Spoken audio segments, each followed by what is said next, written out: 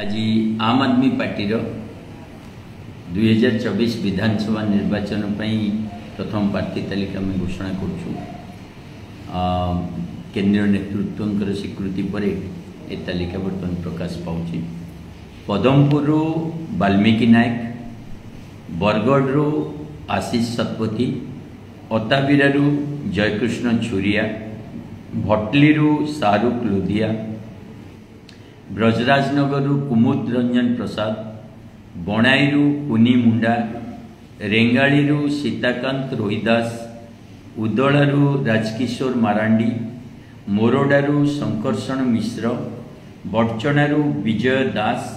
ढेंकानालू भरत कुमार दास, अनुगुलू दीप्तिमयी दास, बलांगीर आशीष पांडे, भवानीपाटनारू रमेश नायक, नरलारू पृथ्वीराज छेत्रिया, जी उदयगिरी जौवन मल्लिक,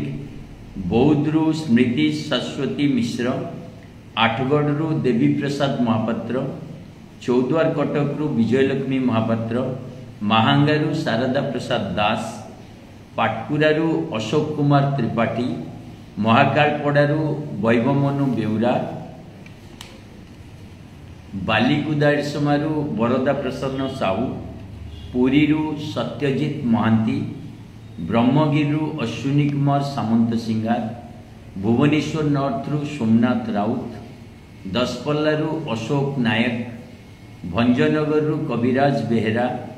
छत्रपुररू रीतिकुमार सेठी, गोपालपुररू P Neelkanth, बरहमपुररू Subhash Chandra Raut, दिगपहंडीरू P Manoj Kumar, चिकिटीरू दुका श्रीनिवास, पार्लाखेमुंडीरू मनोज बड़नायक, जयपुररू गौरीचरण देवशर्मा,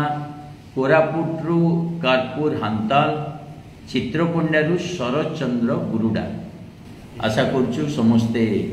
बहुत भल भाव निर्वाचन लड़े एवं जनसाधारण आस्था जीतने चेष्टा करें।